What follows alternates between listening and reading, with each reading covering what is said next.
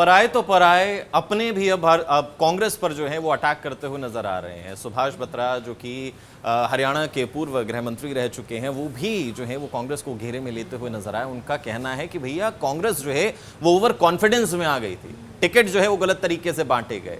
जो आपको नजर आ रहा था कि वो नहीं जीतेगा, आखिर उस पर दांव फिर क्यों खेला गया? कई ऐसे सवाल उनके द्वारा उठाए गए। हमारे संवाददाता द्वारा उनसे खास बातचीत की गई, उन्होंने क्या कुछ कहा, सुनते हैं। बत्रा जी, जिस तरीके से हरियाणा विधानसभा चुनाव में कांग्रेस की हार हुई है, उसके पीछे का क्या कारण मानते हैं? पहला तो ये फ्री फेयर चुनाव नहीं हुए, पहला कारण तो ये है। मैं ये कहता हूं कि इनके अपने बीजेपी के जो स्टालवार्ड्स, जो सबसे बड़े लीडर, तमाम चैनल, तमाम सर्वे रिपोर्ट, तमाम सट्टा बाजार, तमाम story, 132 print media, electronic media, सब ने बीजेपी की 30 से ज्यादा सीटें नहीं बताई थी। ठीक है, ये एक मतलब के आश्चर्यचकित करने वाला डिसीजन है। और मैं समझता हूं कि ईवीएम हैक होता है। दूसरा, कुछ कारण ऐसे भी रहे हैं जहां हम सीटें 70 के करीब एक्सपेक्ट कर रहे थे, कुछ खामियां रही हैं। खामियां कैसे? Seating getting. किस लिए सीटिंग गेटिंग? आपने सर्वेयर किस लिए लगाए हैं? अगर किसी सीटिंग एमएलए के खिलाफ सर्वे की रिपोर्ट है, उसके खिलाफ भी एंटी इनकम्बेंसी है, तो आप उसकी टिकट को काटो। 40-40 हजार के मार्जिन से आपके 2-2 बार के 3-3 बार के एमएलए हारे हैं। कौन जिम्मेवार है? पार्टी लीडरशिप, जिन्होंने ये फार्मूला बनाया कि सीटिंग गेटिंग होना चाहिए। महाराष्ट्र में 2 महीने के बाद चुनाव है, दिल्ली में 2 महीने के बाद चुनाव है। तो बेशक हरियाणा छोटी स्टेट है, लेकिन इसका इम्पैक्ट, इसकी इंपॉर्टेंस बहुत ज्यादा है। जिस तरीके से हार कांग्रेस की हुई है, उसके ऊपर मंथन करने की जरूरत है ताकि अन्य प्रदेशों में कांग्रेस की जीत हो सके।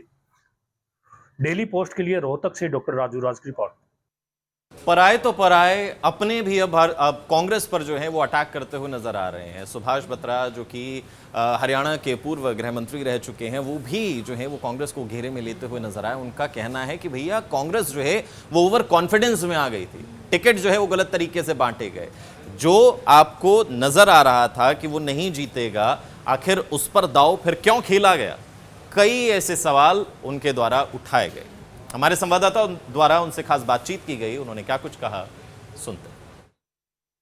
बत्रा जी, जिस तरीके से हरियाणा विधानसभा चुनाव में कांग्रेस की हार हुई है, उसके पीछे का क्या कारण मानते हैं? पहला तो ये फ्री फेयर चुनाव नहीं हुए, पहला कारण तो ये है। मैं ये कहता हूं कि इनके अपने बीजेपी के जो स्टालवार्ड्स, जो सबसे बड़े लीडर, तमाम चैनल, तमाम सर्वे रिपोर्ट, तमाम सट्टा बाजार, तमाम story, 132 print media, electronic media, सब ने बीजेपी की 30 से ज्यादा सीटें नहीं बताई थी। ठीक है, ये एक मतलब के आश्चर्यचकित करने वाला डिसीजन है। और मैं समझता हूं कि ईवीएम हैक होता है। दूसरा, कुछ कारण ऐसे भी रहे हैं जहां हम सीटें 70 के करीब एक्सपेक्ट कर रहे थे, कुछ खामियां रही हैं। खामियां कैसे? Seating getting. किस लिए सीटिंग गेटिंग? आपने सर्वेयर किस लिए लगाए हैं?